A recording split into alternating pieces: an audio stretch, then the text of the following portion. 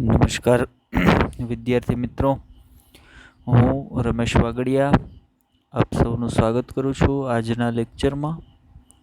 આજનું લેક્ચર આપણું જે રનિંગ ચેપ્ટર છે કે જે ધોરણ 12નું 9મું ચેપ્ટર છે, ખાદ્ય ઉત્પાદનમાં ઉન્નતીકરણ માટેની કાર્યનીતિઓ. આ ચેપ્ટરનો આજે આપણે 6થો લેક્ચર જોવા જઈ રહ્યા છીએ. અગાઉ આ ચેપ્ટરના ખૂબ જ અગત્યના એવા 5 લેક્ચરની આપણે ચર્ચા કરી ચૂક્યા છીએ, જેમાં છેલ્લા લેક્ચરની આપણે વાત કરીએ તો છેલ્લા લેક્ચરની અંદર આપણે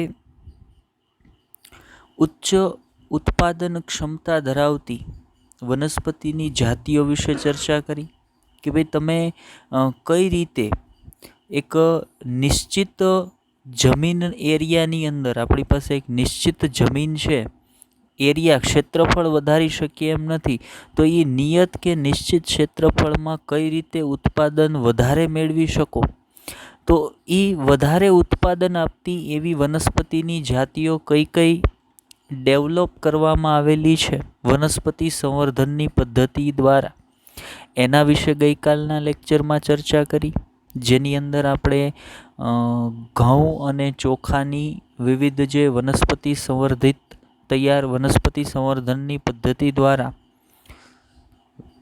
તૈયાર કરેલી જાતિઓ છે એના વિશે ચર્ચા કરી.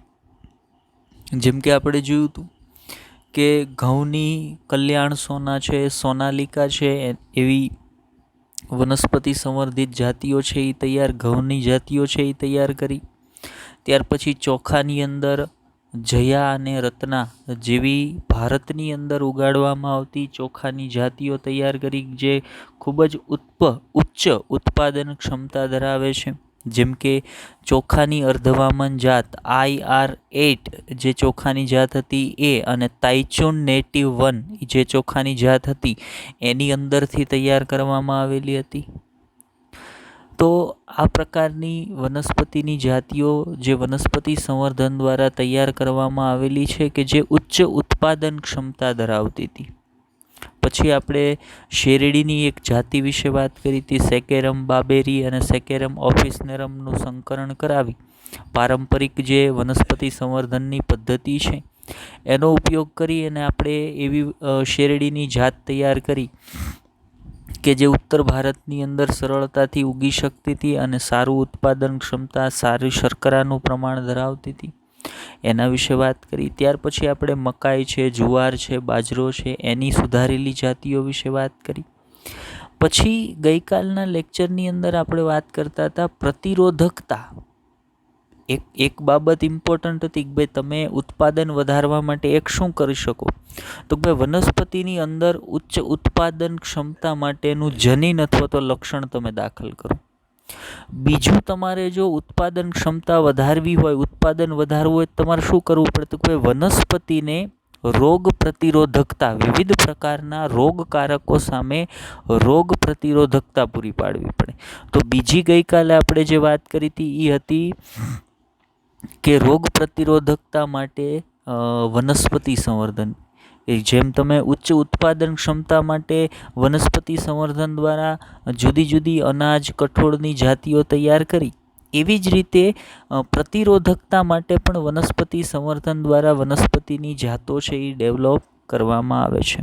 જેની અંદર આપણે પહેલાં એવી વાત કરતા હતા કે ભાઈ જ્યારે તમારે કોઈ પણ વનસ્પતિને રોગ પ્રતિકારકતા કે રોગ પ્રતિરોધકતા પૂરી પાડવી છે અથવા તો એની અંદર એ જ લક્ષણ દાખલ કરવું છે, તો સૌથી પહેલાં આપણી પાસે માહિતી હોવી જોઈએ રોગ વિશે, એ રોગના રોગકારક વિશે, અને બીજું એ રોગનો પ્રસાર કઈ રીતે થાય છે, એ રોગ ફેલાય છે કઈ રીતે, આટલી બાબતો વિશે આપણને ખબર હોવી જોઈએ, એવી આપણે ગઈકાલે વાત કરતા હતા.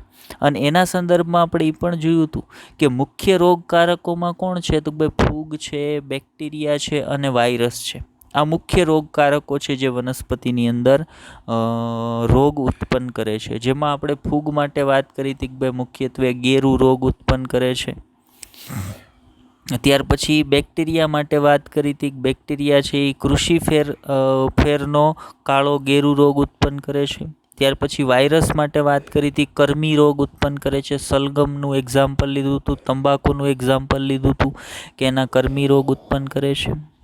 તો આ માહિતી વિશે ગઈકાલે ચર્ચા કરી. પછી એવી અમુક વનસ્પતિઓના ઉદાહરણ એક કોષ્ટકની અંદર આપણે જોયા હતા, જેમ કે ઘઉંની એક જાત હતી, તૈયાર કરવામાં આવી હતી જે ગેરુ રોગ માટે પ્રતિરોધકતા ધરાવે છે, હિમગીરી. ત્યાર પછી રાઈની જાતિ હતી પૂસા સ્વર્ણિમ, જે સફેદ ગેરુ માટે પ્રતિરોધકતા ધરાવે છે.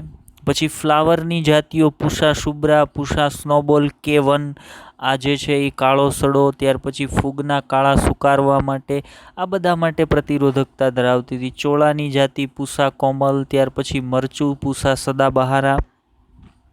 તો આ બધી વનસ્પતિ સંવર્ધન દ્વારા રોગ સામે પ્રતિરોધકતા ધરાવતી વનસ્પતિની જાતિઓ છે એ તૈયાર કરવામાં આવી હતી, જેના કારણે પણ અન્ન ઉત્પાદનમાં વધારો થાય છે. કારણ તો કે ભાઈ અન્ન ઉત્પાદનમાં ઘટાડો આવવાનું એક મુખ્ય કારણ હતું ને એ રોગકારકો પણ હતું. રોગકારકો દ્વારા વનસ્પતિ અથવા છોડની અંદર લાગતા રોગો પણ હતા. હવે તમે એવી વનસ્પતિ તૈયાર કરી લ્યો કે એ રોગ સામે પોતે જ પોતાની રીતે બચી શકે, તો એના પર કોઈ રોગ લાગવાનો નથી. પરિણામે ઉત્પાદનમાં ઘટાડો થાય નહીં અને પરિણામી ઉત્પાદન આપણને વધારે છે એ પ્રાપ્ત થાય છે. હવે એ બાબત તો આપણે વાત કરી હતી કે ભાઈ રોગ પ્રતિરોધક વનસ્પતિઓ તૈયાર કરવામાં આવે છે, એની પદ્ધતિ શું છે, તમે કઈ પદ્ધતિ દ્વારા, તમે કેવી પદ્ધતિ દ્વારા રોગ પ્રતિરોધકતા ધરાવતી વનસ્પતિઓની જાતિઓ તૈયાર કરી શકો છો, એના વિશે આજે આપણે ચર્ચા કરવાના છીએ. ગઈકાલે માત્ર એના નામ જોયા હતા આપણે કે રોગ પ્રતિરોધકતા ધરાવતી વનસ્પતિ તૈયાર કરવાની બે પદ્ધતિ હોય. કાં તો તમે ઉત્પરિવર્તન સંવર્ધન કરાવો, પહેલું શું છે ઉત્પરિવર્તન સંવર્ધન કરાવો, અથવા તો પારંપરિક વનસ્પતિ સંવર્ધન કરાવો. આ બે પદ્ધતિઓ દ્વારા તમે રોગ પ્રતિરોધકતા ધરાવતી વનસ્પતિની જાતો છે ને એ ડેવલપ કરી શકો છો. અને આપણે જાણીએ છીએ કે રોગ પ્રતિરોધકતા ધરાવતી વનસ્પતિની જાતિઓ છે એ ઉત્પાદનમાં ખૂબ વધારે ફાયદો કરે છે. બરાબર. તો આજના લેક્ચરમાં મેં તમને કીધું એમ આપણે કઈ બાબત પર વાત કરવાના છીએ તો રોગ પ્રતિરોધકતા ધરાવતી વનસ્પતિની જાતિઓ તૈયાર કરવા માટેની સંવર્ધનની પદ્ધતિઓ, જેમ કે ઉત્પરિવર્તન સંવર્ધન, અને બીજું કયું છે તો ભાઈ બીજું પારંપરિક વનસ્પતિ સંવર્ધન. તો એક આના વિશે ચર્ચા કરીશું આજના લેક્ચરમાં.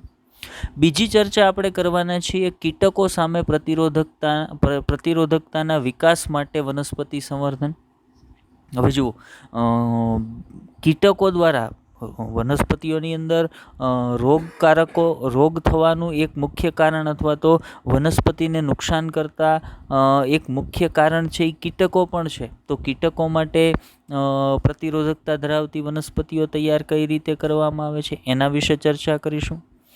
હવે માનો પહેલી બાબત ઉત્પાદન વધારો કરવા માટે વનસ્પતિ સંવર્ધન કરાયું, બીજી બાબત રોગ પ્રતિરોધકતા માટે વનસ્પતિ સંવર્ધન કરાયું, ત્રીજી બાબત જે ઉત્પાદન છે ને, ધ્યાન આપજો, જે ખાદ્ય ઉત્પાદન વનસ્પતિ દ્વારા પ્રાપ્ત થાય છે ને એની ગુણવત્તામાં સુધારો કરવા માટે કઈ રીતે વનસ્પતિ સંવર્ધન કરવામાં આવે છે એના વિશે આપણે ચર્ચા કરવાના છીએ. એટલે આજના લેક્ચરમાં આપણે 3 અગત્યની બાબતો વિશે વાત કરવાના છીએ અને ત્રણ બાબતો ખૂબ જ ઇમ્પોર્ટન્ટ છે.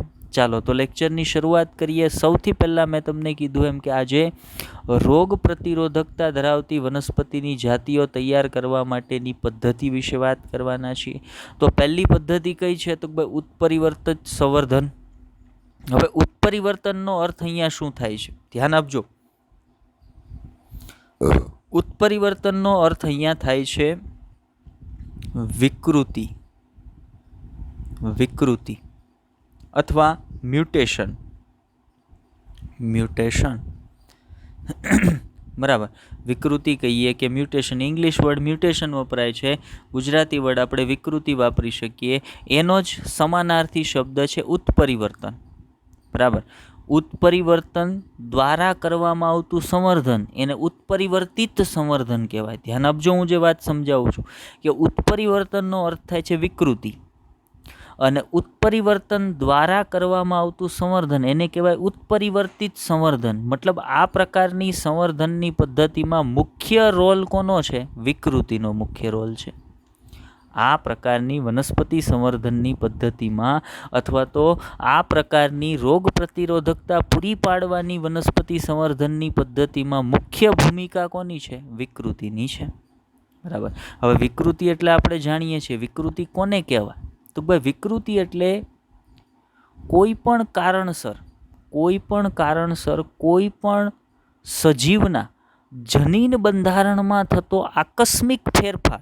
ધ્યાન આપજો, હું જે વાત કરું છું એનસીઆરટીએ પણ આની વ્યાખ્યા આપી છે, પણ એનસીઆરટીએ જે લેંગ્વેજ વાપરી છે એના કરતાં સરળ લેંગ્વેજમાં હું તમને પહેલાં સમજાવવાનો પ્રયત્ન કરું છું કે કોઈ પણ સજીવનું એક નિશ્ચિત જનીન બંધારણ હોય. દરેક સજીવ પોતાના લક્ષણો માટેનું એક નિશ્ચિત જનીન બંધારણ ધરાવે છે. એ સજીવના જનીન બંધારણમાં થતો આકસ્મિક ફેરફાર, આ આકસ્મિક ફેરફારને શું કહેવાય? તો ભાઈ એને વિકૃતિ કહેવાય. હવે આ જે જનીન બંધારણમાં થતો ફેરફાર છે ને એ બે પ્રકારનો હોય. બરાબર, કે એ સ્વયંભૂ પણ હોઈ શકે, એટલે કે કુદરતી રીતે પણ થઈ શકે, અને પ્રેરિત પણ હોય. વિકૃતિ છે કોઈ પણ સજીવના જનીન બંધારણમાં આવતી વિકૃતિ છે એ બે પ્રકારની હોય. કાં તો એ વિકૃતિને પ્રેરિત કરવામાં આવેલી હોય, અથવા તો એ કેવી હોય? તો ભાઈ પ્રાકૃતિક હોય, એટલે કે કુદરતી રીતે થયેલ હોય. કુદરતી રીતે ને અહીંયા આપણે ધ્યાનમાં નથી લેતા. બરાબર, આને જવા દો. આપણે શું કરીએ છીએ? તો ભાઈ એક સામાન્ય જનીન બંધારણ ધરાવતી વનસ્પતિમાં આપણે વિકૃતિ પ્રેરિત કરીએ છીએ. વિકૃતિ પ્રેરિત કરવા માટે જે રસાયણ કે જે ઘટકને તમે વાપરો ને એને શું કહેવાય? વિકૃતિ પ્રેરકો. ઇંગ્લિશ વર્ડ એના માટે વપરાય છે મ્યુટાજેનિક એજન્ટ અથવા મ્યુટેજન. એને શું કહેવાય? મ્યુટાજન. બરાબર, જે મ્યુટેશન કરે છે, મ્યુટેશન એટલે વિકૃતિ, જે મ્યુટેશન કરે છે એને મ્યુટાજન કહેવાય. જે વિકૃતિ પ્રેરે છે એને વિકૃતિ પ્રેરકો કહેવાય. વિકૃતિ એટલે મ્યુટેશન અને વિકૃતિ પ્રેરકો એટલે મ્યુટાજન. તો અહીંયા આપણે શું કરીએ છીએ? તો ભાઈ કોઈ એક સામાન્ય વનસ્પતિ છે જે રોગ માટે પ્રતિરોધકતા નથી ધરાવતી. હવે પહેલાં મેં તમને ખાલી વિકૃતિનો કન્સેપ્ટ ક્લિયર કરાવ્યો, એ આપણા મગજમાં ક્લિયર થઈ ગયો હશે. હવે જોઈએ કઈ રીતે વિકૃતિ દ્વારા સંવર્ધન કરવામાં આવે છે, અથવા તો ઉત્પરિવર્તન દ્વારા કઈ રીતે સંવર્ધન કરવામાં આવે છે, જેને આપણે ઉત્પરિવર્તિત સંવર્ધન કહીએ છીએ. તો સમજો કે સૌથી પહેલાં કોઈ એક વનસ્પતિ કે જે કોઈ રોગકારક માટે પ્રતિરોધકતા ધરાવતી નથી, કોઈ એક એવી વનસ્પતિ પસંદ કરી કે જેની ઉત્પાદન ક્ષમતા ખૂબ જ સારી છે, પણ એની પાસે પ્રતિરોધકતા તો ભાઈ નથી. એ કોઈ રોગ સામે પ્રતિરોધકતા ધરાવતી નથી. હવે આવી વનસ્પતિના જે ભ્રૂણના કોષો હશે, આવી વનસ્પતિમાં લિંગી પ્રજનન થશે. એ લિંગી પ્રજનનના પરિણામ સ્વરૂપે યુગ્મનજનું નિર્માણ થશે. કેમ કે નર છોડ તરફથી શું પ્રાપ્ત થશે? તો ભાઈ નર છોડ તરફથી નરજન્યુ પરાગરજ પ્રાપ્ત થશે, માતૃ છોડ તરફથી અંડક પ્રાપ્ત થશે, બેયનું જોડાણ થશે, એટલે યુગ્મનજનું નિર્માણ થશે. અને એમાંથી શું બને છે? તો ભાઈ એમાંથી પૂર્વ ભ્રૂણ બને, પછી ભ્રૂણ બને. એ જે ભ્રૂણના કોષો હશે ને, આવી જે વનસ્પતિઓ છે કે જેમાં તમારે વનસ્પતિ સંવર્ધન દ્વારા પ્રતિરોધકતા પૂરી પાડવી છે, એવી વનસ્પતિના જે ભ્રૂણના કોષો હોય ને, ભ્રૂણીય કોષો, આ ભ્રૂણીય કોષોને એકત્રિત કરવામાં આવે. એકત્રિત કર્યા. બરાબર, એટલે અહીંયા જુઓ, અહીંયા ભ્રૂણીય કોષોને એકત્રિત કર્યા. હવે શું કર્યું? તો ભાઈ એકત્રિત કરેલા ભ્રૂણીય કોષોને વિકિરણની સારવાર આપી. મુખ્યત્વે કયા વિકિરણ ઉપયોગમાં લેવામાં આવે? ગામા વિકિરણ. યાદ રાખજો, ઉત્પરિવર્તિત સંવર્ધનની અંદર જે રેડિયેશન, જે વિકિરણનો ઉપયોગ કરવામાં આવે એ મુખ્યત્વે ક્યાં હોય? ગામા વિકિરણ હોય. એટલે સૌથી પહેલાં ભ્રૂણીય કોષોને એકત્રિત કર્યા, એને ગામા વિકિરણની સારવાર આપી, એટલે કે એના ઉપર ગામા વિકિરણનો મારો કર્યો. હવે આ ગામા વિકિરણ છે ને એ આમ જોવા જાવ તો એક પ્રકારના દરેક વિકિરણ, બરાબર, દરેક વિકિરણ એક પ્રકારના વિકૃતિ પ્રેરકો છે. તો તમે આ ભ્રૂણીય કોષોને ગામા વિકિરણની સારવાર આપી, એટલે એના એ જે ભ્રૂણીય કોષો હતા ને એના અમુક જનીનોમાં એને ગામા વિકિરણની સારવાર આપવાથી એના અમુક જનીનમાં વિકૃતિ આવશે. હવે એ જે ભ્રૂણીય કોષો હતા ને, એ ભ્રૂણીય કોષોમાંથી વનસ્પતિ ડેવલપ થશે. માનો કેટલી વનસ્પતિઓ ડેવલપ થઈ? તો ભાઈ ઘણી બધી વનસ્પતિઓ ડેવલપ થઈ. ભ્રૂણીય કોષો જે હતા એમાંથી 1, 2, 3, 4 અને 5 વનસ્પતિ. ફોર એક્ઝામ્પલ, આપણે તો એક સાથે મોટા સ્કેલ ઉપર લેશું એટલે 1000, 10,000 વનસ્પતિઓ પ્રાપ્ત થઈ. પણ અત્યારે એક્ઝામ્પલ તરીકે તમને સમજાવવા માટે ખાલી વાત કરું છું કે આપણે શું કર્યું. તો ભાઈ કોઈ એક વનસ્પતિ કે જેને કોઈ રોગકારક માટે પ્રતિરોધકતા પૂરી પાડવી હતી, એ વનસ્પતિના ભ્રૂણીય કોષોને એકત્રિત કર્યા, એને ગામા વિકિરણની સારવાર આપી. ગામા વિકિરણની સારવાર આપ્યા બાદ એ જે ભ્રૂણીય કોષો હતા એને એકત્રિત કરી લીધા. ગામા વિકિરણની સારવાર આપ્યા બાદ ભ્રૂણીય કોષોને એકત્રિત કરી લીધા અને પછી એની વૃદ્ધિ કરાવવામાં આવી. એટલે એમાંથી શું થશે? તો ભાઈ વનસ્પતિ છોડ ડેવલપ થશે. એટલે વનસ્પતિના છોડ છે એ ડેવલપ થયા. બરાબર. હવે એ વનસ્પતિના છોડનું વાવેતર કર્યું. વાવેતર કર્યા પછી વનસ્પતિના છોડ વૃદ્ધિ પામ્યા અને પરિપક્વ બન્યા. આ સમયે જેટલા છોડ, માનો 5 છોડ છે એમાંથી બન્યા. હવે આ 5 છોડ ઉપર તમે રોગકારકોનો મારો કરો, આને રોગ લગાડવાનો પ્રયત્ન કરો, આ બધાને એક રોગકારક લગાડવાનો પ્રયત્ન કરો. બરાબર. હવે આ બધા ઉપર પહેલાં એક ફૂગનો ઉપયોગ કર્યો રોગકારક તરીકે.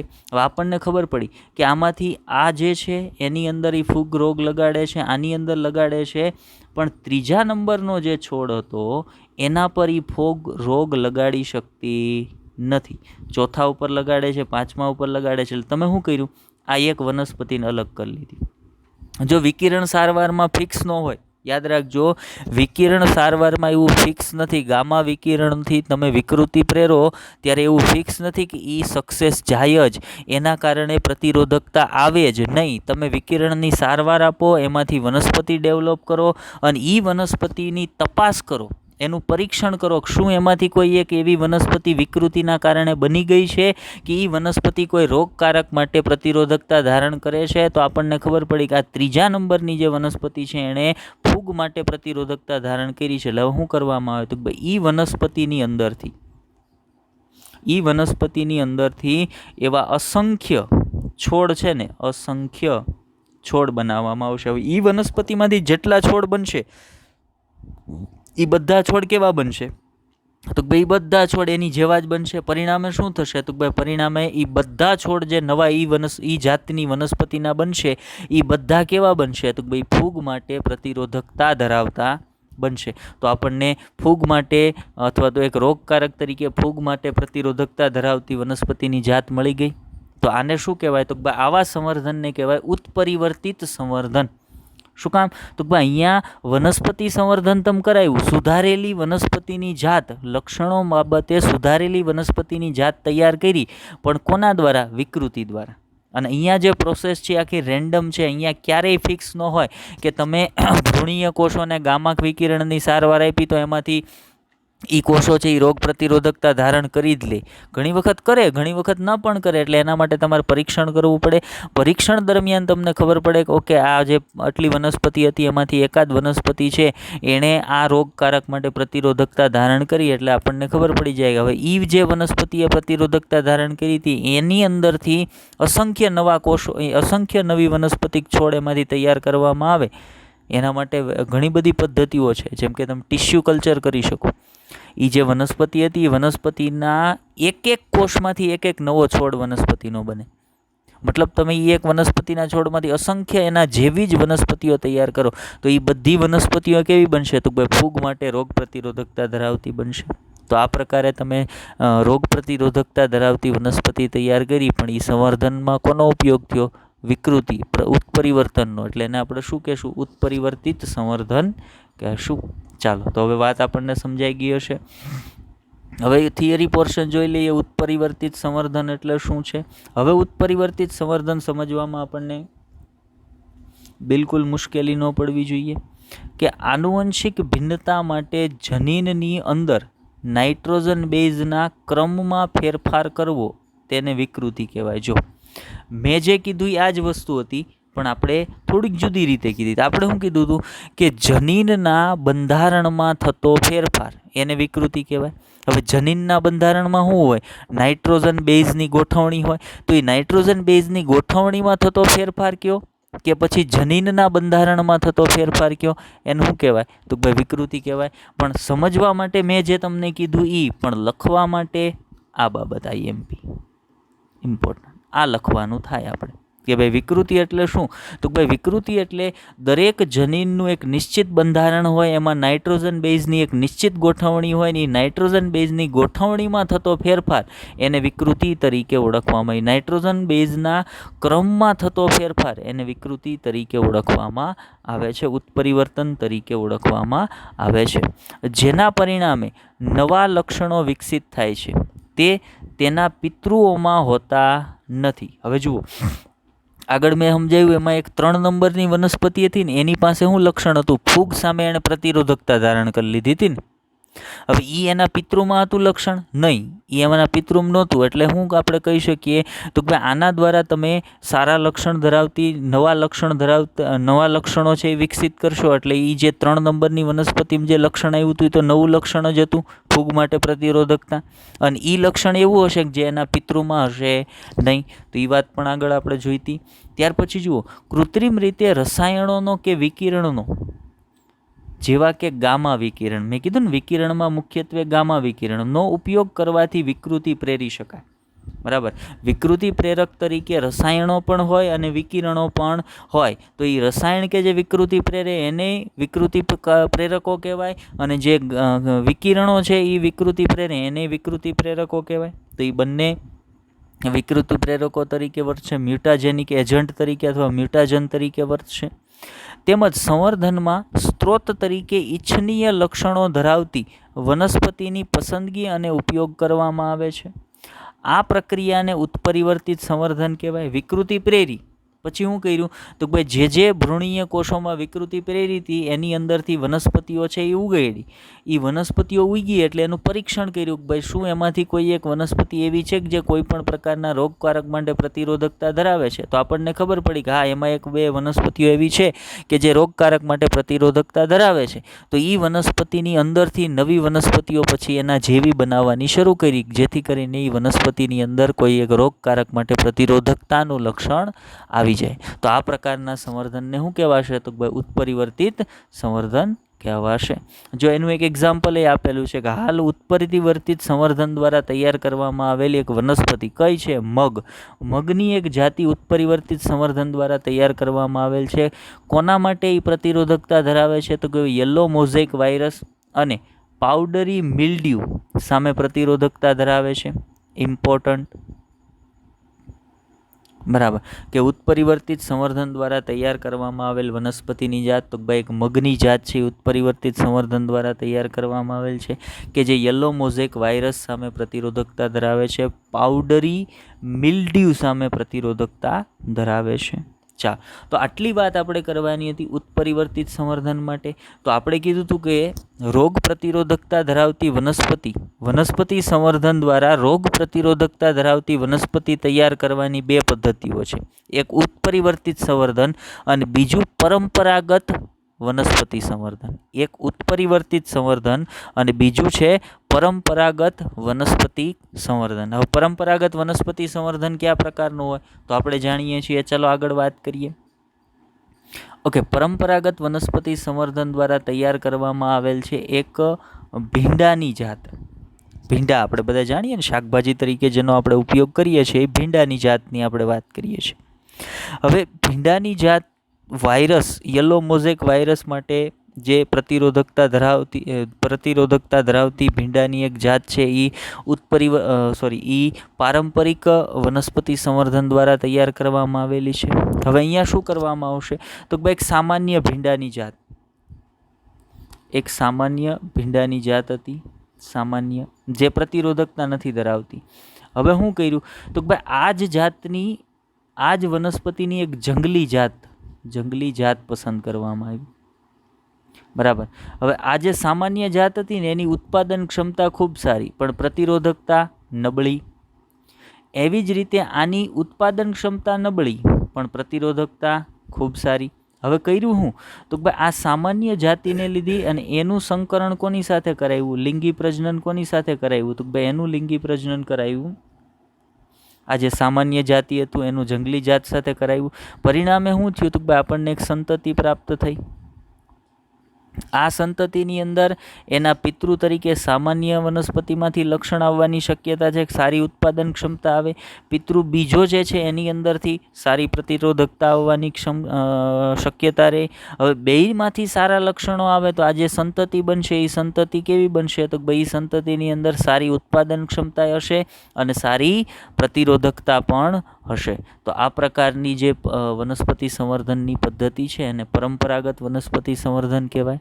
અને એના વિવિધ તબક્કાઓ છે ને આપણે જોઈ ગયા છીએ, જેમ કે ભિન્નતાઓનું એકત્રીકરણ એટલે કે જનન રસનું એકત્રીકરણ, ત્યાર પછી પિતૃઓની પસંદગી, પછી પસંદ કરાયેલ પિતૃઓ વચ્ચે સંકરણ, પછી તો ભાઈ પ્રાપ્ત જે સંતતિઓ છે એનું મૂલ્યાંકન, અને ત્યારબાદ મૂલ્યાંકન કર્યા બાદ એને માર્કેટની અંદર વેચણી. તો આ જુદા જુદા તબક્કાઓની અંદર તમે પરંપરાગત વનસ્પતિ સંવર્ધન કરાવો છો, જેની અંદર તમે પ્રતિરોધકતા માટેનું જનીન કોની પાસેથી પ્રાપ્ત કરો છો તો ભાઈ એ જ વનસ્પતિ છે એની જંગલી જાતો પાસેથી પ્રાપ્ત કરો છો. બરાબર. તો આ પ્રકારે કરવામાં આવતી સંવર્ધનની પદ્ધતિ એને શું કહેવાય તો ભાઈ પરંપરાગત વનસ્પતિ સંવર્ધન. અને એના દ્વારા ભીંડાની એક જાતિ છે એ તૈયાર કરવામાં આવેલ છે.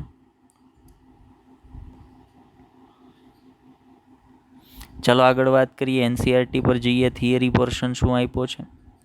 તો જુઓ, આપણે બીજી જે પદ્ધતિની વાત કરવાની છે એના પર આવીએ કે વનસ્પતિઓની કેટલીક કૃષિજન્ય જંગલી જાતો પ્રતિરોધક લક્ષણો ધરાવે છે. જે કૃષિજન્ય જાતો છે એના જેવી જ એની જે જંગલી જાતો છે ને એ રોગ સામે પ્રતિરોધકતાનો ગુણ ધરાવે છે, પરંતુ તેઓની ઉત્પાદન ક્ષમતા કેવી છે તો બહુ ઓછી હોય છે. એટલે મેં તમને પહેલાં કીધું એમ કે કૃષિજન્ય સામાન્ય જાતો છે ને એની ઉત્પાદન ક્ષમતા સારી પણ પ્રતિરોધકતા નબળી, પણ એની જે જંગલી જાતો છે એની પ્રતિરોધકતા ખૂબ સારી પણ ઉત્પાદન ક્ષમતા કેવી તો ઉત્પાદન ક્ષમતા બહુ નબળી.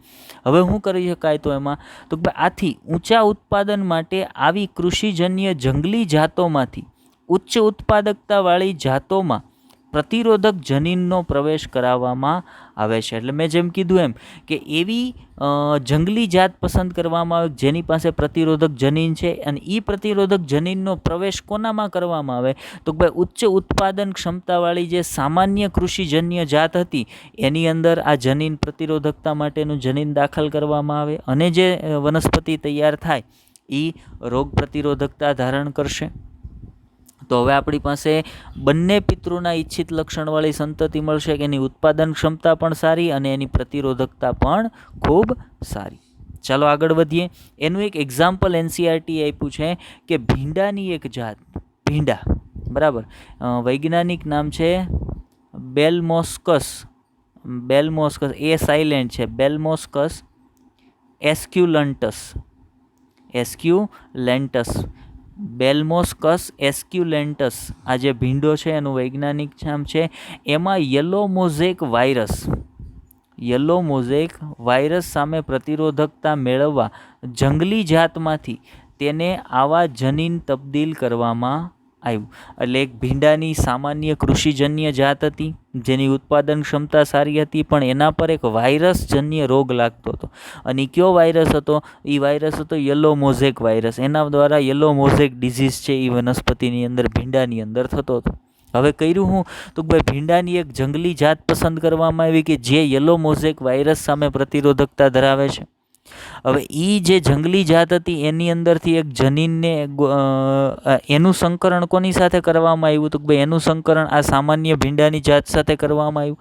પરિણામી સંતતિ જે પ્રાપ્ત થઈ એની અંદર જંગલી જાતમાંથી પ્રતિરોધકતાનું જનીન આવ્યું અને સામાન્ય જાતમાંથી ઉચ્ચ ઉત્પાદકતાનું જનીન આવ્યું. પરિણામે તો ભાઈ એવી ભીંડાની જાત તૈયાર થઈ કે જે પ્રતિરોધકતા પણ સારી ધરાવે છે અને ઉત્પાદકતા પણ સારી ધરાવે છે. જો શું કહે છે, જેના પરિણામે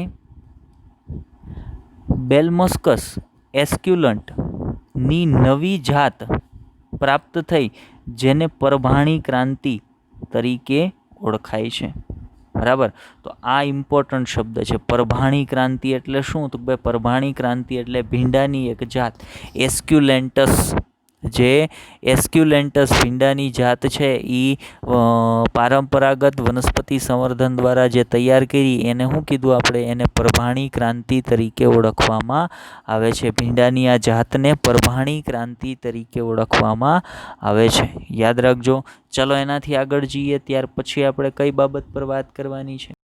તો મેં શરૂઆતમાં તમને કીધું હતું કે આજે આપણે એક વાત કરવાના છીએ વનસ્પતિ સંવર્ધનની એવી પદ્ધતિઓ જેના દ્વારા પ્રતિરોધકતા ધરાવતી વનસ્પતિઓ તમે તૈયાર કરી શકો. તેની બે પદ્ધતિઓ આપણે જોઈ લીધી કે ઉત્પરિવર્તિત સંવર્ધન દ્વારા અને પરંપરાગત વનસ્પતિ સંવર્ધન દ્વારા તમે એવું કરી શકો છો. બીજી બાબત આપણે આજે કઈ જોવાની છે? તો બીજી બાબત આજે આપણે જે જોવાની છે એ છે કીટકો સામે પ્રતિરોધકતાના વિકાસ માટે વનસ્પતિ સંવર્ધન. પણ એના પર પછી જઈએ પહેલાં થોડુંક આ સંદર્ભનું હજી જોઈ લઈએ કે ઉપરયુક્ત બધા જ ઉદાહરણોમાં પ્રતિરોધક જનીનના સ્ત્રોત સામેલ થાય છે. ઉપરયુક્ત બધા જ ઉદાહરણોમાં પ્રતિરોધક જનીનો માટેના સ્ત્રોત છે ને સામેલ થાય છે. એટલે કોઈ એક એવી વનસ્પતિ છે જેની પાસેથી પ્રતિરોધકતા માટેનું જનીન છે એ પ્રાપ્ત કરવામાં આવેલ છે. આ સજીવો એ જ પાકની જાતો કે સંબંધિત જંગલી જાતોના હોય છે કે જેમને રોગ પ્રતિકારકતા માટે સંવર્ધિત કરવામાં આવે છે. પ્રતિરોધક જનીનોનું સ્થળાંતરણ લક્ષ્ય વનસ્પતિ અને સ્ત્રોત વનસ્પતિ વચ્ચે લિંગી સંકરણ કરાવવાથી થાય છે અને પછી તેને પસંદગી ક્રિયા દ્વારા પૂર્ણ કરવામાં આવે છે. એટલે આપણે જે પદ્ધતિની વાત કરી એ જ છે કે પહેલાં વનસ્પતિઓ પસંદ કરી, એની વચ્ચે લિંગી પ્રજનન કરાયું, પછી એમાંથી જે આપણા ઈચ્છિત લક્ષણ ધરાવતી વનસ્પતિઓ હતી એની પસંદગી કરવામાં આવી અને આ કાર્ય પૂર્ણ કરવામાં આવે છે. ચાલો હવે બીજો જે ટોપિક આજે ભણવાનો છે એના પર જઈએ કે કીટકો સામે પ્રતિરોધકતાના વિકાસ માટે વનસ્પતિ સંવર્ધન. શું કામ કીટકો સામે પ્રતિરોધકતાના વિકાસ માટે વનસ્પતિ સંવર્ધન? તો ઘણા બધા રોગકારકો છે એ વનસ્પતિનું ઉત્પાદન, ખાદ્ય ઉત્પાદનમાં ઘટાડો કરવા માટે જવાબદાર છે. પણ એમાં જ્યારે લિસ્ટ બનાવવામાં આવે ને તો એમાં પહેલા નંબર પર અથવા તો સૌથી વધારે વનસ્પતિઓને નુકસાન કરતા રોગકારકો અથવા તો પેસ્ટ શબ્દ જેના માટે વપરાય છે એ કોણ હશે? તો ભાઈ એ કીટકો હશે. એટલે જો વનસ્પતિના ઉત્પાદનમાં ઘટાડો ન થવા દેવો હોય તો શું કરવું પડે? તો ભાઈ વનસ્પતિને કીટકો માટે રોગ પ્રતિકારકતા અથવા રોગ પ્રતિરોધક બનાવવી પડે. કીટકો સામે પ્રતિરોધક છે એ વનસ્પતિને બનાવવી પડે. એ કઈ રીતે કરી શકાય? તો ભાઈ એ પણ તમે પરંપરાગત વનસ્પતિ સંવર્ધનની પદ્ધતિ દ્વારા કરી શકો છો. ચાલો જોઈએ કઈ રીતે કરવામાં આવે છે. તો કીટકો સામે પ્રતિરોધકતા વિકાસ માટે વનસ્પતિ સંવર્ધન. તો પાક વનસ્પતિ અને પાક ઉત્પાદનનું મોટા પાયે વિનાશનું અન્ય મુખ્ય કારણ કીટકો અને કીટકનો ઉપદ્રવ છે. થોડાક સમય પહેલાં આપણે ટીડડાઓ વિશે સાંભળ્યું તો ખૂબ મોટી સંખ્યામાં ટીડડાઓ છે એ ખેતરની અંદર આવ્યા અને એણે ખૂબ મોટી સંખ્યામાં અન્નનો બગાડ કર્યો, વનસ્પતિઓને નુકસાન પહોંચાડ્યું. તો એ શું છે? તો ભાઈ કીટકો જ હતા. આવી રીતે ઉપદ્રવી કીટકો છે એ પણ વનસ્પતિના ઉત્પાદનમાં, ખાદ્ય ઉત્પાદનની અંદર ખૂબ મોટા પ્રમાણમાં નુકસાન પહોંચાડે છે. તો આપણે એવી વનસ્પતિની જાતો તૈયાર કરવી પડે કે જે પોતે જ પોતાની જાતને કીટકો સામે પ્રતિરોધ કરે અથવા તો કીટકોનો પ્રતિરોધ પોતાની જાતે જ કરે. હવે જુઓ, વનસ્પતિ દ્વારા કીટકોનો પ્રતિરોધ કરવા માટે કેવા કેવા લક્ષણો હોય? તો ભાઈ વનસ્પતિ શરૂઆતમાં પોતાની રીતે કીટકો સામે પ્રતિરોધ કરવા માટે બાહ્યાકાર લક્ષણોનો ફેરફાર છે ને દર્શાવશે. પોતે ફરી વખત સાંભળજો હું જે કહું છું કે કોઈ પણ વનસ્પતિ કીટકોનો પ્રતિકાર કરવા માટે પ્રથમ પોતાના બાહ્યાકાર લક્ષણોમાં ફેરફાર દર્શાવશે. જેમ કે તો ભાઈ અમુક વનસ્પતિઓ એવું કરે છે કે પોતાના પર્ણ પર એકદમ વનસ્પતિઓ શું કરશે? પોતાના પર્ણ પર એકદમ બારીક રોમ અથવા તો જેને કંટક આપણે નાના એકદમ સૂક્ષ્મ એકદમ પાતળા કાંટા જેવી રચના જેને આપણે રોમ કહીએ છીએ ને એવા રોમમય પર્ણ ધરાવે છે. ઘણી વનસ્પતિઓ આવા રોમમય પર્ણ ઉત્પન્ન કરે છે. તો એ પર્ણ પર રોમની હાજરી બાહ્યાકાર વિદ્યાનો ફેરફાર કહેવાય. અને એ વનસ્પતિએ પર્ણ પર રોમની હાજરી શું કામ કરી છે, અથવા તો પર્ણ પર રોમ શું કામ ધારણ કર્યા છે, તો ભાઈ એની પાછળનું કારણ છે કે એ રોમની હાજરીના કારણે કીટકો છે એ વનસ્પતિના પર્ણને ખાઈ ન શકે અને વનસ્પતિ કીટકો સામે પ્રતિરોધકતા ધારણ કરે. એટલા માટે વનસ્પતિએ આ પ્રકારનો બાહ્યાકાર વિદ્યાનો ફેરફાર દર્શાવ્યો છે. બીજું વનસ્પતિ શું કરી શકે, તો ભાઈ વનસ્પતિ પોતાના લક્ષણોમાં હજી ફેરફાર કરે, જેમ કે એકદમ લીસા પર્ણો ધારણ કરી લે. બીજા નંબરમાં મધુદ્રવ્ય વિહીન બની જાય વનસ્પતિઓ. મોટાભાગે વનસ્પતિઓ પર શું કામ આવે કીટકો, તો ભાઈ મધુદ્રવ્ય એકત્રિત કરવા માટે. ઘણા બધા એવા કીટકો છે પોતાના ખોરાકના ઘટક તરીકે જે મધુદ્રવ્ય ધરાવે છે, એ મધુદ્રવ્યના એકત્રીકરણ માટે અથવા તો પોતાના ખોરાકની શોધમાં એ વનસ્પતિઓ પર આવતા હોય અને વનસ્પતિઓને અને ખાદ્ય ઉત્પાદનને નુકસાન પહોંચાડતા હોય. તો વનસ્પતિ જ પોતે એવા લક્ષણ ધારણ કરી લે કે મધુદ્રવ્ય વિહીન બની જાય. એ મધુદ્રવ્ય વિહીન બની જાય. પરિણામે શું થાય, તો ભાઈ કીટકો એના તરફ આકર્ષાય જ નહીં. એની પર્ણની સપાટીને એકદમ લીસી બનાવી દે, કીટકો એના તરફ આકર્ષાય જ નહીં. પરિણામે તો ભાઈ વનસ્પતિ એ કીટક સામે પ્રતિરોધકતા ધારણ કરી લેશે. તો આ પ્રકારે વનસ્પતિ પોતાની રીતે કીટકો સામે પ્રતિરોધકતા ધારણ કરવાનો પ્રયત્ન તો કરે જ છે બાહ્યાકાર લક્ષણોના ફેરફાર દ્વારા. તો પહેલાં આપણે એની વાત કરીએ કે યજમાન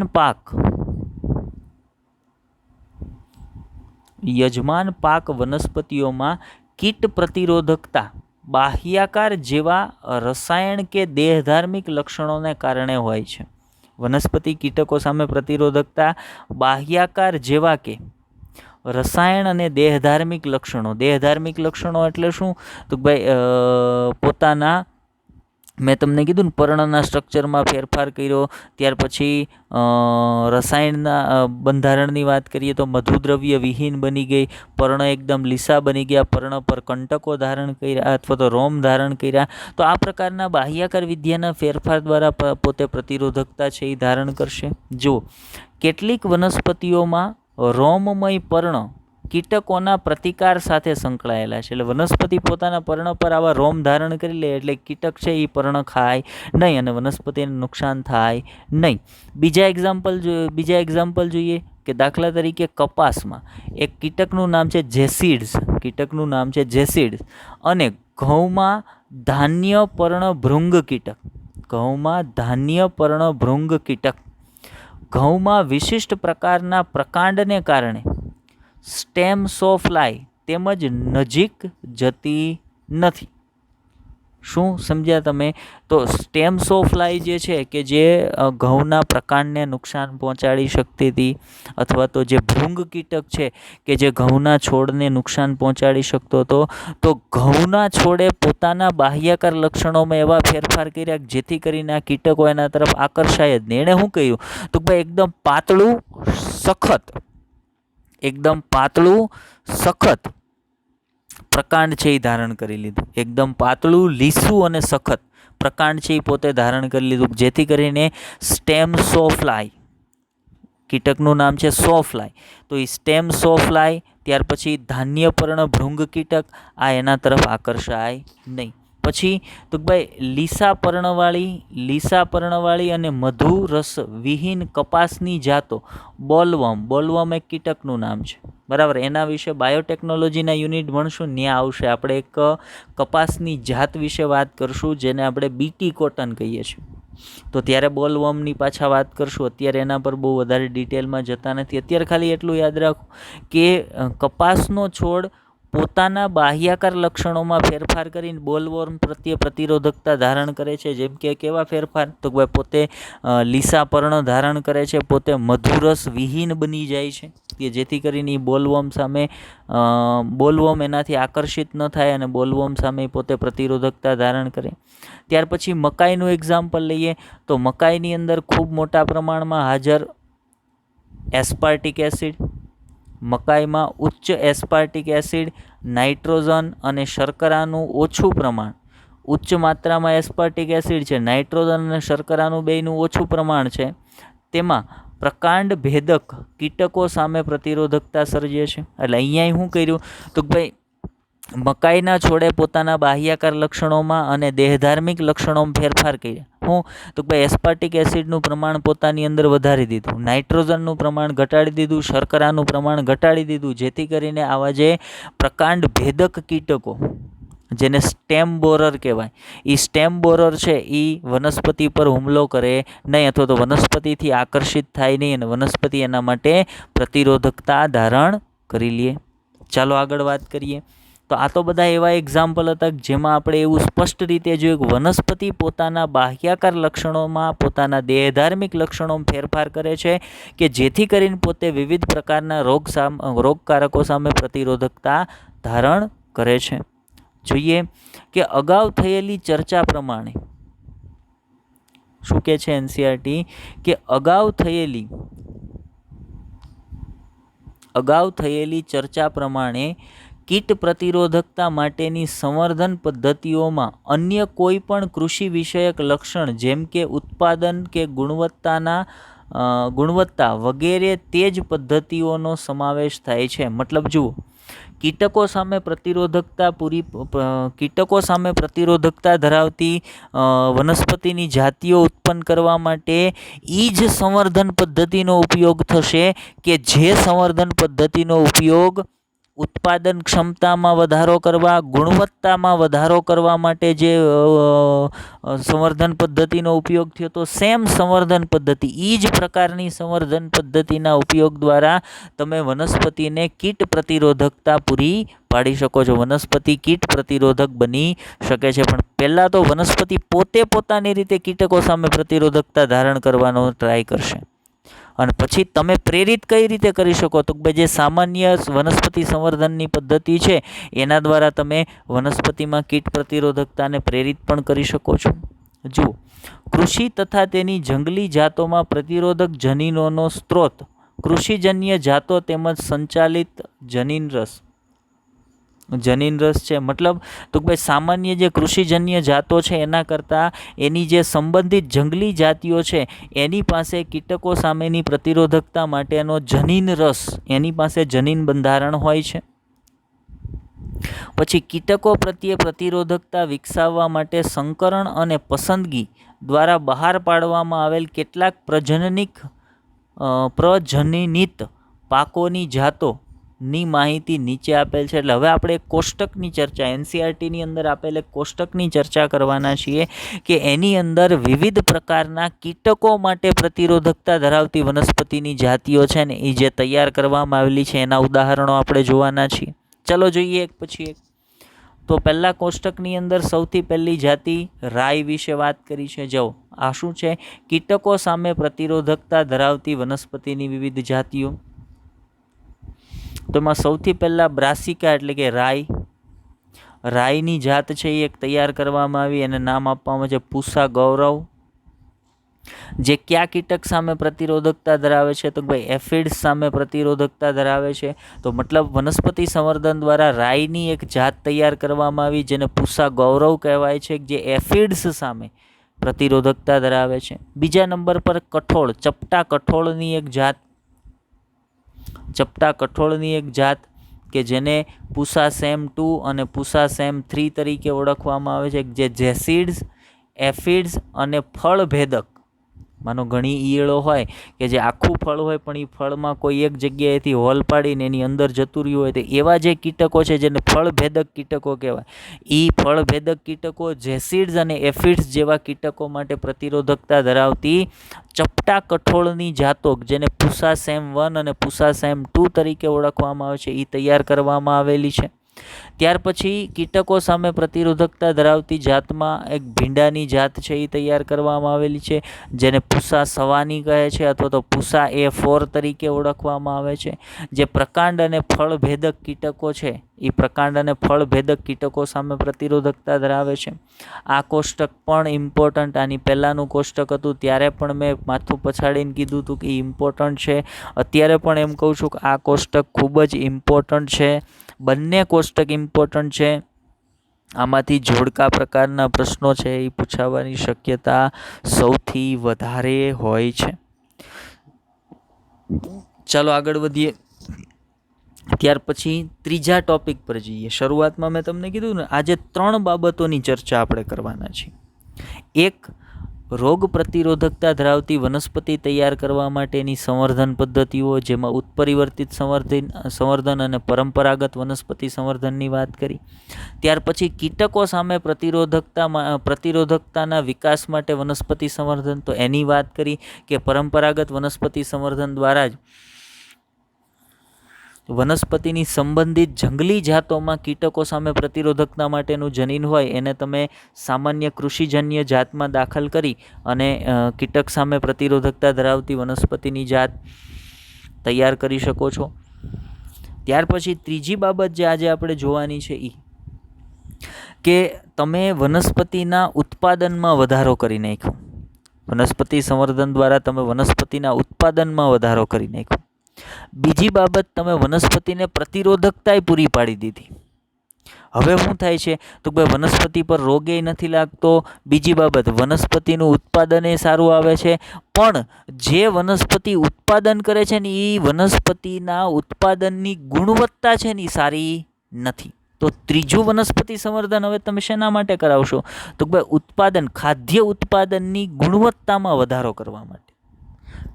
પહેલું સંવર્ધન કર્યું ઉત્પાદનમાં વધારો કરવા માટે, બીજું કર્યું વનસ્પતિને પ્રતિરોધકતા પૂરી પાડવા માટે. હવે ત્રીજું જે વનસ્પતિ સંવર્ધન આપણે કરશું ને એ જે સુધારેલ ખાદ્ય ગુણવત્તા છે ને એના માટે. એટલે વનસ્પતિ જે ખાદ્ય ઉત્પાદન કરે છે ને એની ગુણવત્તામાં કઈ રીતે સુધારો કરી શકાય.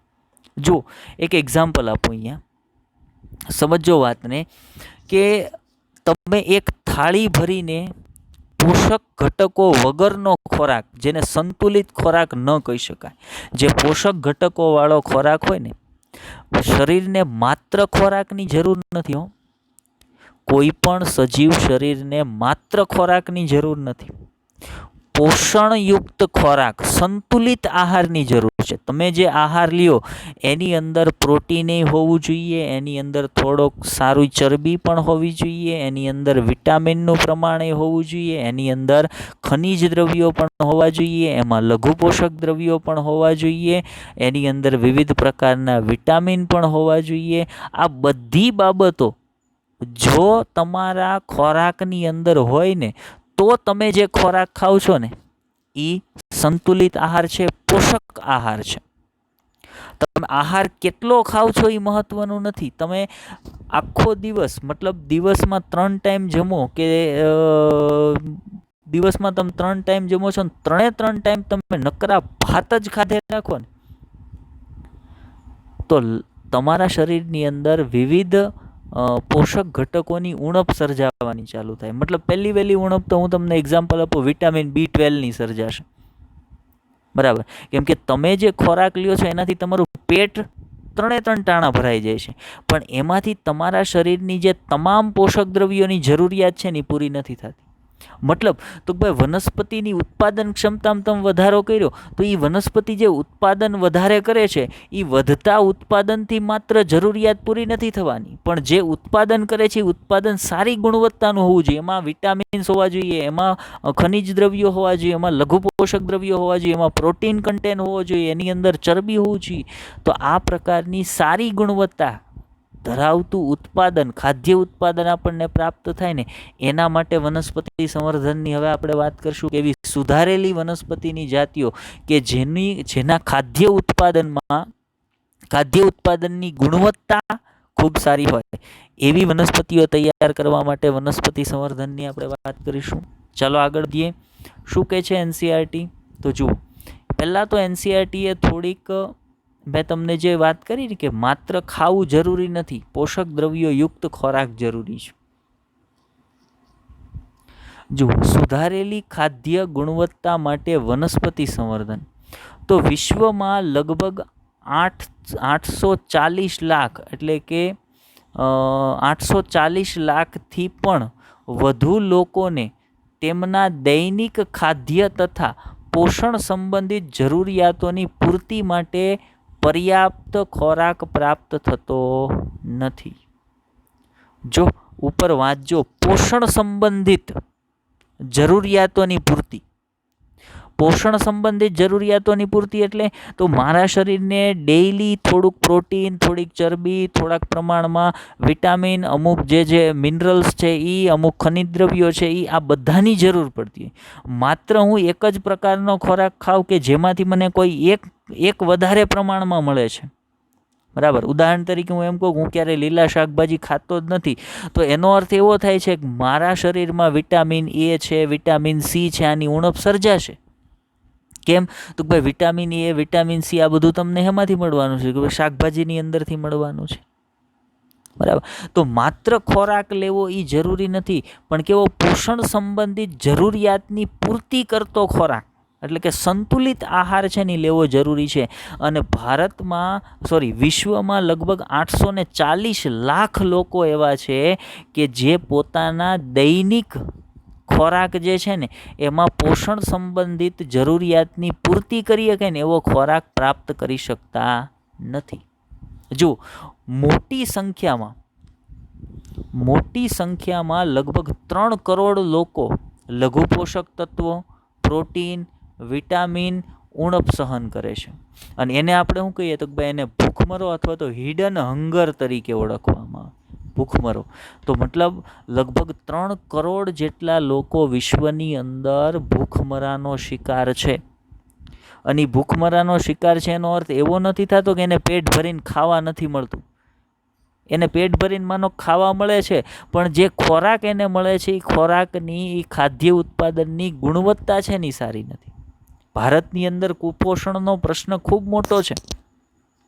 અને એટલા માટે જ કદાચ ગવર્મેન્ટ પોલિસી અંતર્ગત સ્કૂલોની અંદર એક યોજના શરૂ કરવામાં આવી છે, મધ્યાહન ભોજન, મિડ ડે મીલ, MDM. એ મધ્યાહન ભોજનની સુવિધા શેના માટે છે તો ભાઈ બાળક કુપોષણનો શિકાર ન બને એટલા માટે બાળક જ્યારે સ્કૂલે આવે ત્યારે સ્કૂલે એને યોગ્ય પોષણ મૂલ્યયુક્ત ખોરાક છે એ ખવડાવવામાં આવે, જેથી કરીને એના શરીરની તમામ પોષણની જરૂરિયાતો, પોષણ સંબંધિત તમામ જરૂરિયાતોની પૂર્તિ થાય અને એના શરીરને તમામ પોષણયુક્ત ઘટકો મળે કે જેથી કરીને ભૂખમરાની પરિસ્થિતિ ન થાય. પણ અત્યારે તો ભાઈ એ સિસ્ટમ પછી સ્કૂલ લેવલે કઈ રીતે ચાલે છે એની અંદર ઘણા બધા પ્રશ્નો હોય, પણ આપણે એની અંદર અત્યારે પડવું નથી, બરાબર. ચાલો, કારણ કે તેઓને શાકભાજી, કઠોળ, માછલી, માંસની ખરીદી પરવડી શકતી નથી. માનો એને સૌથી સસ્તો ખોરાક છે ને એ માનો પરવડે એમ છે, તો સૌથી સસ્તા તરીકે આપણે એમ કહીએ કે ભાઈ એ કાયમ ચોખા ભાત છે ને એ ખાય છે. તો મતલબ ભાતમાંથી જે પોષક ઘટકો એને શાકભાજીમાંથી કે કઠોળમાંથી મળવાના એ તો ભાતમાંથી મળવાના જ નથી. આપણે અત્યારે વેજીટેરિયન લોકોની વાત કરીએ છીએ તો એ તો એને ભાતમાંથી મળવાના જ નથી. ભાતમાંથી જે મળે છે એ તો મળશે જ એને, પણ એ સિવાય બીજું કાંઈ એના શરીરને પ્રાપ્ત થશે નહીં. પરિણામે એના શરીરમાં પોષણ સંબંધિત જે જરૂરિયાતો છે ને એની પૂર્તિ થતી નથી અને એ ભૂખમરો અથવા તો હિડન હંગર નો શિકાર બને છે, ભૂખમરાનો શિકાર બને છે. હવે એવા ખોરાક કે જેમાં આવશ્યક લઘુ પોષક તત્વ જેવા કે આયરન, વિટામિન એ, આયોડિન, ઝિંકનો અભાવ હોય છે, તેને લીધે રોગનું જોખમ વધી જાય છે, જેથી જીવનકાળમાં ઘટાડો અને માનસિક ક્ષમતામાં ઘટાડો થાય છે. બરાબર, વ્યક્તિની ઉંમર ઘટે છે, વ્યક્તિની માનસિક ક્ષમતા ઘટે છે. શું કામ? તો ભાઈ વ્યક્તિની સંપૂર્ણ વૃદ્ધિ માટે, શારીરિક અને માનસિક સંપૂર્ણ વૃદ્ધિ માટે માત્ર કોઈ એક પ્રકારનો પોષક ઘટક જરૂરી નથી, તમામ પ્રકારના પોષક ઘટકો છે ને એ જરૂરી છે. અને એ ક્યારે મળે તો ભાઈ તમે તમારા ખોરાકની અંદર તમામ પ્રકારના પોષક ઘટકો ધરાવતા ખોરાકના ઘટકોનો ઉપયોગ કરો તો તમને એ બધા પ્રાપ્ત થશે. માત્ર એક જ પ્રકારનો ખોરાક પ્રાપ્ત થતો હોય તો એની અંદર આ પ્રકારના લક્ષણો છે એ સર્જાવાની શક્યતા ખૂબ જ વધારે રહેતી હોય છે. હવે આનું તમારે સોલ્યુશન કરવું હોય તો કઈ રીતે કરી શકાય? તો આનું સોલ્યુશન તમે એવી રીતે કરો કે એકદમ સસ્તી વસ્તુ છે કે જે દરેક લોકોને પ્રાપ્ત થાય છે, જે દરેક લોકોને પ્રાપ્ત થઈ શકે એમ છે. ફોર એક્ઝામ્પલ, તમે આફ્રિકાના એવા પ્રદેશોમાં જાઓ કે જ્યાં ખાવાના ફાફા છે એ લોકો માત્ર ચોખા ઉપર ઉદાહરણ તરીકે જીવન જીવે છે, કે સવાર બપોર સાંજ 3 ટાણા ચોખા ખાય છે. તો વનસ્પતિ સંવર્ધનનો એક ભાગ, એક પદ્ધતિ તરીકે તમે શું કરો તો ભાઈ વનસ્પતિના ખાદ્ય ઉત્પાદનની ગુણવત્તામાં સુધારો કરો. અને વનસ્પતિના ખાદ્ય ઉત્પાદનની ગુણવત્તામાં સુધારો કરવો એ ઘટનાને કહેવાય, શબ્દ યાદ રાખજો, બાયોફોર્ટિફી.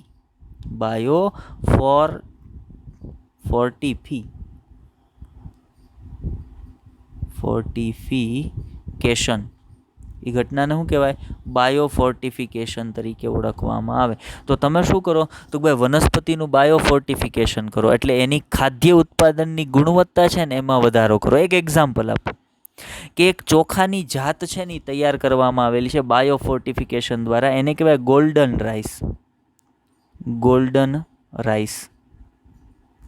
જે પીળા કલરના હોય. નોર્મલ રાઈસ આપણે સફેદ કલરના હોય, આ ચોખા છે એ પીળા કલરના હોય, એટલે એને ગોલ્ડન રાઈસ કહેવાય. આની અંદર આને બાયોફોર્ટિફિકેશન, આ વનસ્પતિનું બાયોફોર્ટિફિકેશન કરીને એ વનસ્પતિની અંદર વિટામિન એ ઉત્પન્ન કરતું જનીન છે ને દાખલ કરી દેવામાં આવ્યું. એટલે કે કેરેટીન બનાવતું જનીન છે ને એની અંદર દાખલ કરી દેવામાં આવ્યું, કે જે કેરેટીનની અંદરથી સરળતાથી વિટામિન એ બની શકે. તો મતલબ એવા ચોખાની જાત તૈયાર કરવામાં આવી જેની અંદર વિટામિન એ છે. હવે માનો પહેલાં શું થતું હતું, સામાન્ય ચોખા ખાવાથી એ વ્યક્તિમાં વિટામિન એની ઉણપ સર્જાતી હતી, પણ હવે તમે બાયોફોર્ટિફિકેશન દ્વારા એવી ચોખાની જાત તૈયાર કરી નાખી જેની અંદર એ વિટામિન એ છે, તો હવે એ ચોખા ખાતો હોવા છતાં પણ એને વિટામિન એ છે એ પ્રાપ્ત થશે. તો અહીંયા બાયોફોર્ટિફિકેશન એટલે શું થયું? તો ભાઈ બાયોફોર્ટિફિકેશન એટલે કોઈ પણ જાતની વનસ્પતિ જે છે એની ઉત્પાદનની ગુણવત્તામાં વધારો કરવો, એની જે ખાદ્ય ઉત્પાદન છે એની ગુણવત્તામાં વધારો કરવો. ક્ષમતામાં નહીં, ઉત્પાદન ક્ષમતામાં વધારો નથી કરવો, એની ગુણવત્તા જે ઉત્પાદનની છે ને એમાં વધારો કરવો છે. કે પહેલાં એની અંદર વિટામિન એ નહોતું, હવે તમે શું કર્યું? બાયોફોર્ટિફિકેશન કર્યું, એટલે એની અંદર વિટામિન એ માટેનું જનીન છે એ તમે દાખલ કરી દીધું, તો એને બાયોફોર્ટિફિકેશન કહેવાય. ચાલો જોઈએ આગળ. હવે જૈવ રક્ષણાત્મક એટલે કે બાયોફોર્ટિફિકેશન. ચાલો જોઈએ કે લોકો તંદુરસ્તીમાં સુધારો કરવા માટે સંવર્ધિત પાકોમાં વિપુલ માત્રામાં વિટામિન્સ અને ખનિજ તત્વો તેમજ સ્વાસ્થ્યવર્ધક પ્રોટીન હોવા જરૂરી છે. લોકોને તંદુરસ્ત રહેવું હોય તો એ જે ખોરાક લે છે એની અંદર આ બધા ઘટકો હોવા જરૂરી છે. સુધારેલ પોષણ ગુણવત્તા માટે કરવામાં આવતા સંવર્ધનમાં નીચેના મુદ્દાઓને ધ્યાનમાં લેવામાં આવે છે. માનો કોઈ એક વનસ્પતિનું બાયોફોર્ટિફિકેશન કરવામાં આવે છે, એની ગુણવત્તામાં સુધારો કરવામાં આવે છે, તો એ ગુણવત્તામાં સુધારો કરવા માટે જ્યારે કોઈ સંવર્ધન કરાવવામાં આવતું હોય ને ત્યારે એટલી બાબતો ધ્યાનમાં રાખવામાં આવે કે એ સુધારાના પરિણામ સ્વરૂપે એની અંદર પ્રોટીન પ્રમાણ અને ગુણવત્તામાં વધારો થાય, તૈલી પ્રમાણ અને ગુણવત્તામાં વધારો થાય, વિટામિન્સના પ્રમાણમાં વધારો થાય અને લઘુ પોષક તત્વો અને ખનિજ તત્વોના પ્રમાણમાં વધારો થાય. એટલે તમે એવું બાયોફોર્ટિફિકેશન કરો જેના કારણે વનસ્પતિની અંદર આમાંથી કોઈ એક અથવા તો આ બધા જ લક્ષણો છે એ આવે, કે જેથી કરીને એના ખાદ્ય ઉત્પાદનની ગુણવત્તામાં શું થાય તો વધારો થાય, અને એની જ જાતની વનસ્પતિ છે એના ખાદ્ય ઉત્પાદનનો ઉપયોગ કરી અને મનુષ્ય છે એ તમામ પ્રકારના પોષક ઘટકો છે એની અંદરથી પ્રાપ્ત કરી શકે અને એ કુપોષણનો ભોગ બનવાનું ટળે. ચાલો આગળ વાત કરીએ. ત્યાર પછી તો વર્ષ 2000માં જો બાયોફોર્ટિફિકેશન દ્વારા તૈયાર કરવામાં આવેલ વનસ્પતિના ઉદાહરણ છે કે વર્ષ 2000માં વિકસિત મકાઈની સંકર જાત, બાયોફોર્ટિફિકેશન દ્વારા તૈયાર કરવામાં આવેલ મકાઈની જાત. હાલની જે મકાઈની જાત છે એના કરતાં લાઇસિન અને ટ્રિપ્ટોફેન એમિનો એસિડ છે, આ બંને ઇમ્પોર્ટન્ટ મુદ્દો છે. એમિનો એસિડના નામ ખાસ યાદ રાખજો. લાઇસિન અને ટ્રિપ્ટોફેન એમિનો એસિડનું પ્રમાણ 2 ગણું નોંધાયું. એટલે પહેલાં શું હતું તો ભાઈ મકાઈમાં માનો કે પ્રોટીન કન્ટેન્ટ ઓછો જ હોય છે ઓમ પણ, એટલે મકાઈની અંદર લાઇસિન અને ટ્રિપ્ટોફન એમિનો એસિડ હતા, પણ બહુ ઓછી માત્રામાં હતા. પણ બાયોફોર્ટિફિકેશન મકાઈનું કરવામાં આવ્યું, એની ગુણવત્તામાં વધારો કરવામાં આવ્યો. એટલે તો ભાઈ એવી મકાઈની જાત તૈયાર કરવામાં આવી જે જૂની મકાઈની જાતમાં 2 એમિનો એસિડનું પ્રમાણ જેટલું હતું ને એના કરતાં બાયોફોર્ટિફિકેશન દ્વારા તૈયાર કરેલ મકાઈના છોડમાં આ ડબલ થઈ ગયું, બમણું થઈ ગયું. એવી જ રીતે ઘઉંની એક જાત એટલાસ 66, નામ યાદ રાખજો, તેના ઉચ્ચ પ્રોટીન મૂલ્યને કારણે ઘઉંનો સુધારેલ પાક મેળવવા માટે દાતા તરીકે ઉપયોગ કરે છે. સામાન્ય વપરાશમાં લેવાતી ચોખાની જાતમાં હોય તેના કરતાં 5 ગણું આયન મૂલ્ય ધરાવતી ચોખાની જાત વિકસાવવાનું શક્ય બન્યું છે. કઈ પ્રક્રિયા દ્વારા? બધું બન્યું બાયોફોર્ટિફિકેશન દ્વારા.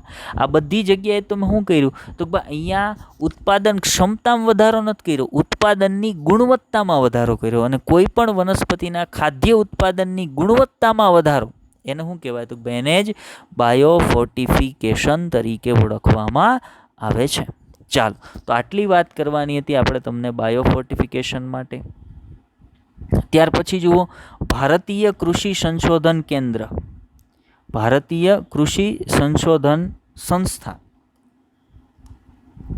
ભારતીય કૃષિ સંશોધન સંસ્થા, Indian agriculture research institute IARI એ ન્યૂ દિલ્હી ખાતે આવેલી છે, જે શાકભાજીના એવા પાકો બહાર પાડ્યા છે કે જે વિટામિન અને ખનિજની વિપુલ માત્રા ધરાવે છે. એટલે બાયોફોર્ટિફિકેશન કરેલી વનસ્પતિઓ, જેમ કે જુઓ, વિટામિન એથી ભરપૂર એણે ગાજર, પાલક, કોળું આ બધા બનાવ્યા છે. વિટામિન સીથી સમૃદ્ધ કારેલા, ચીલીની ભાજી, ત્યાર પછી રાઈ, ટમેટાં આ બધા તૈયાર કર્યા છે. આયરન અને કેલ્શિયમથી ભરપૂર પાલક, ચીલીની ભાજી તૈયાર કરેલી છે. પ્રોટીનથી સમૃદ્ધ કઠોળ જેવા કે વાલોળ, ફણસી અને વટાણા જેવા કઠોળની જાતિઓ તૈયાર કરી છે, કે જેનું બાયોફોર્ટિફિકેશન કરી અને એની અંદર આ તમામ ઘટકો છે એના માટેના જનીનો એડ કરવામાં આવ્યા, જેથી કરીને સજીવો છે એ આ પ્રકારના ખોરાકનો ઉપયોગ કરી અને પણ પોતાના તમામ પોષક ઘટકોનું જે જરૂરિયાતો છે ને એને પૂરી કરી શકે. ચાલો, તો આટલી વાત આવશે બાયોફોર્ટિફિકેશનની અંદર. ઓકે, અને બાયોફોર્ટિફિકેશન પછી આજના લેક્ચરનો થિયરી પોર્શન અહીંયા પૂરો થઈ જાય છે. આજે આપણે આટલી જ વાત કરવાની હતી. ચાલો, હવે આપણે તમને થોડાક હોમવર્કના ક્વેશ્ચન આપી દઈએ છીએ. લેક્ચરની ડ્યુરેશન થોડીક વધી ગઈ છે, એટલે આપણે ઝડપથી હોમવર્કના ક્વેશ્ચન છે એ તમને આપી દઈએ. તો તમારો પહેલો ક્વેશ્ચન જે હોમવર્કનો છે એ છે, ઘઉંનો ગેરુ રોગ, ઘઉંના ગેરુ રોગ માટે જવાબદાર રોગકારકનું નામ જણાવો. ઘઉંના ગેરુ રોગ માટે જવાબદાર રોગકારકનું નામ જણાવો, પહેલો પ્રશ્ન છે. હવે આવીએ બીજા પ્રશ્ન પર. પૂષા સદાબહાર, હિમગીરી અને પૂષા સ્નોબોલ એ કઈ કઈ વનસ્પતિની સુધારેલી જાતો છે? પૂષા સદાબહાર, હિમગીરી અને પૂષા સ્નોબોલ એ કઈ કઈ વનસ્પતિની સુધારેલી જાતો છે? બીજો પ્રશ્ન હતો તમારો. ત્રીજા પ્રશ્ન પર આવીએ. IRRI નું પૂરું નામ જણાવો. ત્રીજો પ્રશ્ન હતો તમારો. હવે આવીએ ચોથા પ્રશ્ન પર, કે ચોખાની અર્ધવામન જાત કઈ જાતમાંથી તૈયાર કરવામાં આવેલી છે? એટલે ચોખાની એવી કઈ જાતો હતી જેમાંથી ચોખાની અર્ધવામન જાતો છે એ તૈયાર કરવામાં આવેલી છે? તમારો ચોથો પ્રશ્ન છે. ચાલો, તો આપણે 4 હોમવર્કના પ્રશ્નો છે એ આજે આપીએ છીએ. બધાએ ફરજિયાત હોમવર્કના પ્રશ્નોના આન્સર છે એ કોમેન્ટની અંદર કરવાના છે. ચાલો, તો આજના લેક્ચરની અંદર બસ એટલું જ. લેક્ચરને ધ્યાનથી જોજો, સમજવાનો પ્રયત્ન કરજો. ન સમજાતી બાબત કોમેન્ટ કરજો, આપણે ફરી એક વખત તમને સમજાવશું. Best of luck.